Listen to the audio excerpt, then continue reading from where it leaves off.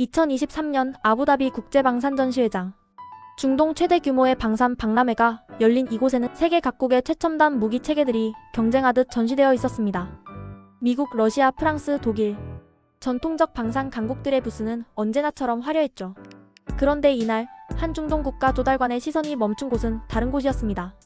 코리아 디펜스라고 적힌 글이 크지 않은 부스 앞이었어요. 그는 20년 넘게 미국산 패트리엇 미사일 시스템을 운용해온 베테랑이었습니다. 그런 그가 왜 한국 부스 앞에서 발걸음을 멈췄을까요? 전 세계 방산 시장의 68%를 장악하고 있던 미국. 그들의 독점 체제에 균열이 생기기 시작한 건 바로 이 순간부터였습니다. 중동 국가들이 수십억 달러 규모의 계약을 미국이 아닌 한국에 맡기기 시작했을 때 세계는 놀랐습니다. 도대체 무슨 일이 있었던 걸까요? 단순히 가격 때문이었을까요? 아니면 그 이상의 무언가가 있었던 걸까요? 제 이름은 카림 아라산입니다. 저는 중동의 한 국가에서 방공무기 체계 조달을 담당하고 있어요. 25년간 이 일을 해오면서 저는 늘 미국을 믿었습니다. 아니, 믿을 수밖에 없었죠. 선택지가 그것뿐이었으니까요.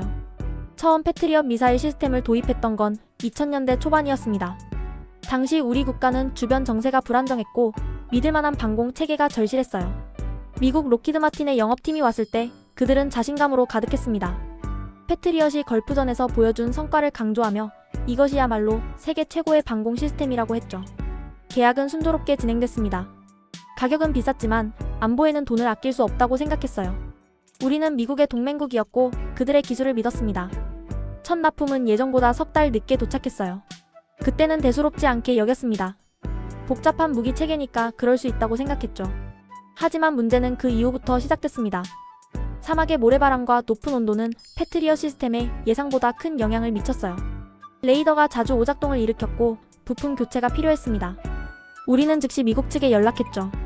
그들의 답변은 언제나 비슷했습니다. 부품을 발주하셨으면 6개월 정도 소요됩니다. 그리고 기술자 파견은 별도의 계약이 필요합니다. 6개월이요. 전쟁은 기다려주지 않는다는 걸 그들은 몰랐을까요? 아니, 알았겠죠. 그저 우리가 다른 선택지가 없다는 것도 알고 있었던 겁니다. 우리는 미국의 고객이 아니라 그저 시장이었던 거예요. 더 답답했던 건 정치적 간섭이었습니다. 우리가 특정 국가와 외교적 마찰이 생길 때마다 미국은 부품 공급을 지연시켰어요. 직접적으로 말하진 않았지만 타이밍이 너무 명확했죠. 계약서에는 명시되지 않은 보이지 않는 줄이 우리 목을 조이고 있었습니다. 25년간 저는 이게 당연한 거라고 생각했어요. 세계 최고의 무기를 쓰려면 감수해야 할 대가라고 여겼죠.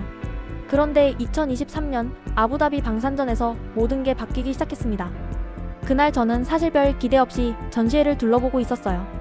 늘 보던 미국, 러시아, 유럽 업체들의 부스를 지나치다가 한쪽 구석에 위치한 한국 부스를 발견했습니다. 솔직히 말하면 처음엔 그냥 지나치려 했어요. 한국이라는 나라가 전자제품은 잘 만든다고 들었지만 방산까지 잘한다는 이야기는 들어본 적이 없었거든요. 그런데 부스 앞에 전시된 모형을 보는 순간 발걸음이 멈췄습니다. 천궁2라고 적힌 중거리 지대공 미사일 시스템이었어요. 깔끔한 디자인, 모듈화된 구조, 그리고 무엇보다 레이더 시스템이 눈에 띄었습니다. 한국 측 담당자가 다가왔습니다. 30대 중반쯤 되어 보이는 엔지니어였는데 미국 영업팀과는 뭔가 달랐어요. 오만함이 없었습니다. 대신 자신들의 기술에 대한 조용한 자신감이 있었죠. 천궁2는 사거리 150km, 동시 다표적 요격 능력을 갖추고 있습니다. 특히 저희 AESA 레이더는 사막 환경에 최적화되어 있어요. 사막 환경 최적화. 이 말에 귀가 솔깃했습니다. 패트리엇이 가장 취약했던 부분이 바로 그거였거든요. 저는 더 자세한 설명을 요청했습니다. 엔지니어는 태블릿을 꺼내 실제 테스트 영상을 보여줬어요. 한국 서해안의 아능 시험장에서 진행된 요격 시험이었는데 표적이 명중되는 순간의 정확성이 인상적이었습니다. 하지만 저를 더 놀라게 한 건 다른 것이었어요. 고객님, 국가의 기후 조건을 고려해서 저희가 추가 환경 테스트를 진행할 수 있습니다. 계약 전에 먼저요. 계약 전에요? 미국은 계약하고 돈 받은 다음에야 움직였는데 이 사람들은 계약도 하기 전에 테스트를 해주겠다는 겁니까? 저는 농담인 줄 알았습니다. 비용은 얼마나 드나요? 저희가 부담합니다. 저희 제품을 믿어주시는 것에 대한 성의입니다. 그날 저녁 저는 한국팀과 긴 대화를 나눴습니다. 하나디펜스와 LIG 넥스원 담당자들이었는데 그들은 단순히 무기를 팔려는 게 아니었어요. 우리나라의 안보 환경을 이해하려 했고 실제로 필요한 게 뭔지 물어봤습니다. 미국 영업팀은 늘 이렇게 시작했어요. 우리 제품은 세계 최고입니다. 하지만 한국팀은 달랐습니다. 당신들에게 필요한 게 뭔가요? 그 차이가 크게 느껴졌습니다. 3개월 후 한국팀이 실제로 우리나라를 방문했습니다. 그들은 사막 한복판에 임시 테스트 시설을 설치했어요. 섭씨 50도가 넘는 폭염 속에서 밤낮으로 테스트를 진행했습니다. 모래폭풍이 불어닥칠 때도 한여름 한낮의 열기 속에서도 시스템은 안정적으로 작동했어요. 저는 그 모습을 보며 확신했습니다. 이건 단순히 잘 만든 무기가 아니라 철저한 준비와 진심이 담긴 제품이라는 걸요. 비교 평가는 불가피했습니다. 우리 정부는 신중했고 수십 년간 써온 패트리엇을 쉽게 포기할 수 없었죠.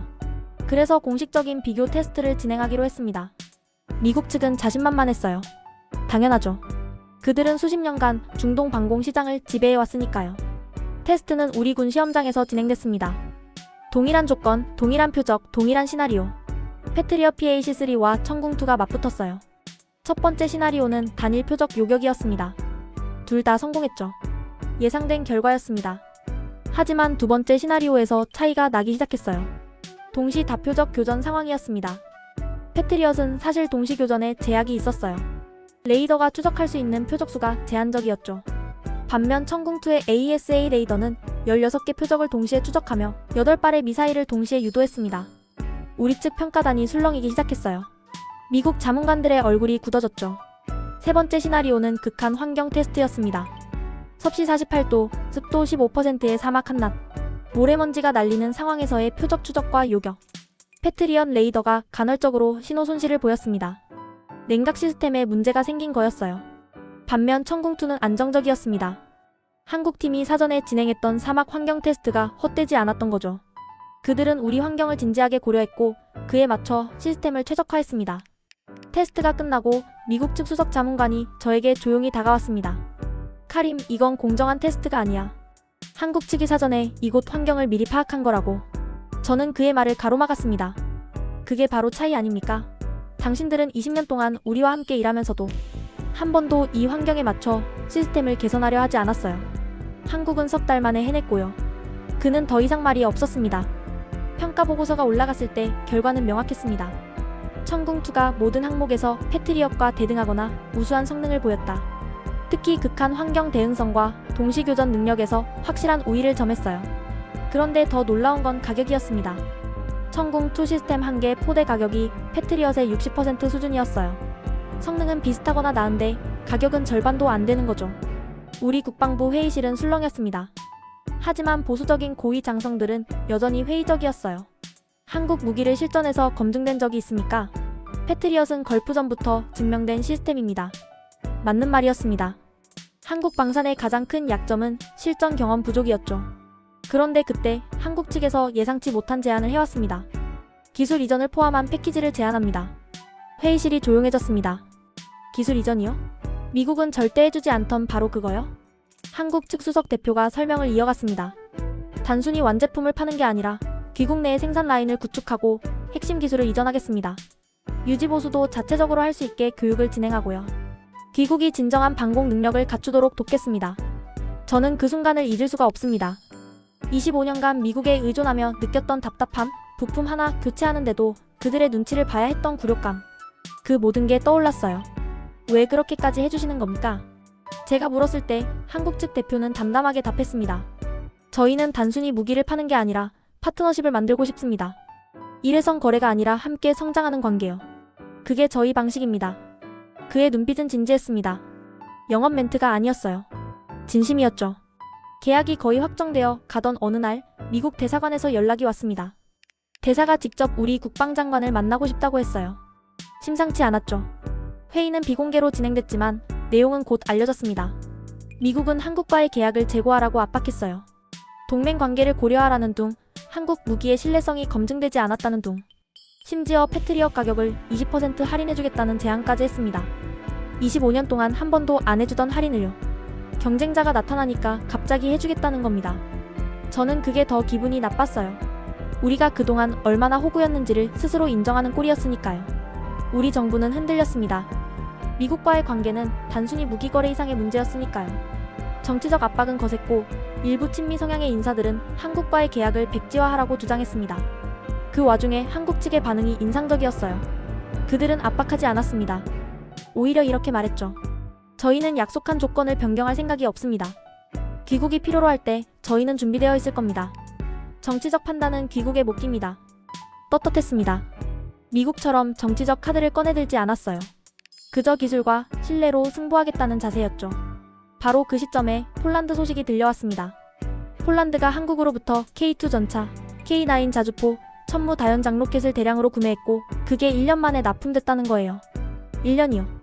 미국 무기는 계약하고 납품까지 보통 3년에서 5년이 걸리는데 한국은 1년 만에 해냈습니다. 더 놀라운 건 폴란드군의 평가였어요. 그들은 한국 무기 체계에 대해 극찬을 아끼지 않았습니다. 특히 신속한 기술 지원과 현지 정비 교육을 높이 샀죠. 저는 폴란드 측 담당자에게 직접 연락해서 물어봤습니다. 솔직히 어떻습니까? 한국 무기 믿을만합니까? 그의 답변은 명확했습니다. 우리는 독일 레오파르트, 미국 에이브럼스를 써봤어요. 한국 K2도 그에 못지않습니다. 아니, 어떤 면에서는 더 나아요. 무엇보다 그들은 약속을 지킵니다. 정확히 계약한 날짜에 정확한 수량을 보냈어요. 그게 얼마나 중요한지 아시잖아요. 그 말이 결정적이었습니다. 전쟁은 기다려주지 않습니다. 아무리 좋은 무기라도 필요할 때 없으면 소용없어요. 한국은 그걸 증명했습니다. 결국 우리 정부는 결정을 내렸습니다. 천궁2를 도입하기로 한 거예요. 미국의 압박에도 불구하고 우리는 우리에게 필요한 선택을 했습니다. 계약서에 사인을 하던 날 미국 대사관 무관이 제게 차가운 목소리로 말했습니다. 후회하게 될 겁니다. 저는 그의 눈을 똑바로 보며 답했습니다. 25년 동안 충분히 후회했습니다. 이제는 다른 선택을 할 때입니다. 계약 이후의 과정은 놀라웠습니다. 한국팀은 약속대로 석 달 만에 현장 실사를 완료했고 6개월 만에 첫 생산 라인 구축을 시작했어요. 하나디펜스와 LI지넥스원의 엔지니어들이 우리나라에 상주하며 현지 기술자들을 교육했습니다. 인상적이었던 건 그들의 태도였어요. 한국 엔지니어들은 단순히 기술을 가르치는 게 아니라 함께 고민했습니다. 우리 기술자들이 이해할 때까지 설명했고 실수해도 나무라지 않았어요. 오히려 왜 실수했는지 함께 분석하며 배우도록 도왔죠. 미국 기술자들과는 완전히 달랐습니다. 미국 사람들은 늘 우리를 내려다봤어요. 이것도 모르냐는 식의 태도였죠. 하지만 한국 사람들은 달랐습니다. 수평적이었어요. 1년 후 우리는 자체적으로 천궁2 미사일을 조립할 수 있게 됐습니다. 기본적인 유지 보수도 우리 손으로 할 수 있게 됐죠. 25년 만에 처음으로 우리는 진정한 방공 능력을 갖추게 된 겁니다. 그리고 실전 배치 테스트 날이 왔습니다. 사막 한복판, 우리 군 고위 장성들과 정부 인사들이 모두 모인 자리였어요. 회의적이었던 사람들도 많았습니다. 여전히 한국 무기를 의심하는 시선들이 있었죠. 표적 드론이 발사됐습니다. 고속으로 접근하는 5개의 표적. 천궁2 레이더가 즉시 포착했고 미사일이 발사됐어요. 하늘을 가르는 하얀 연기 궤적, 그리고 연이은 명중. 5개 모두 격추됐습니다. 관측소가 환호성으로 가득 찼어요. 회의적이었던 장성들도 고개를 끄덕였습니다. 심지어 우리 측 미군 고문관조차 이렇게 말했어요. 솔직히 인정합니다. 이거 진짜 잘 만들었네요. 그날 저는 사막 위에 펄럭이는 태극기를 봤습니다. 한국 기술팀이 가져온 작은 깃발이었어요. 그들은 조용히 그러나 자랑스럽게 그 깃발을 바라보고 있었습니다. 그 순간 깨달았습니다. 우리가 산 건 단순히 무기가 아니었어요. 신뢰였고 파트너십이었고 독립적인 안보 능력이었습니다. 다음해 국제방산 포럼이 우리나라에서 열렸습니다. 각국의 방산 전문가들과 군 관계자들이 모인 자리였죠. 저는 패널로 초청받아 우리의 천궁2 도입 경험을 발표했습니다. 발표가 끝나고 질의응답 시간이었어요. 미국의 한 방산 전문 기자가 손을 들었습니다. 카림 씨, 솔직히 여쭤보겠습니다. 50년 동맹인 미국을 두고 왜 한국을 택하셨습니까? 회장이 조용해졌습니다. 모두가 제 답변을 기다렸어요. 저는 잠시 생각했습니다. 그리고 마이크에 대고 천천히 그러나 명확하게 말했습니다. 미국은 우리에게 무기를 팔았습니다. 하지만 한국은 신뢰를 줬습니다. 미국은 우리를 고객으로 봤지만 한국은 우리를 파트너로 대했어요. 미국은 기술을 독점했지만 한국은 기술을 공유했습니다. 그게 차이입니다. 회장이 술렁였습니다. 미국 측 인사들의 표정이 굳어졌죠. 하지만 저는 계속 말을 이어갔습니다. 물론 미국의 기술력은 여전히 대단합니다.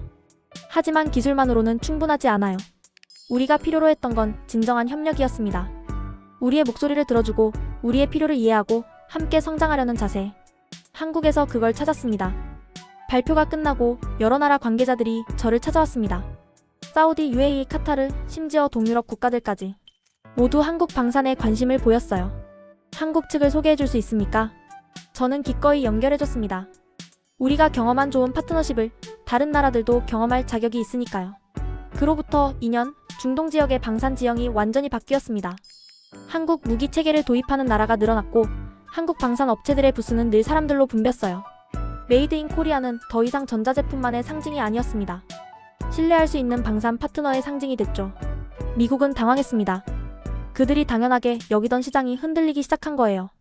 그제야 그들도 변하기 시작했습니다. 가격을 낮추고 기술 지원을 강화하고 납품 일정을 지키려 노력했죠. 경쟁은 좋은 겁니다. 소비자에게는 더 좋은 선택지를 주고 공급자에게는 더 나아질 동기를 주니까요. 한국의 등장은 방산 시장에 건강한 경쟁을 가져왔습니다. 어제 저는 한국 팀으로부터 연락을 받았습니다.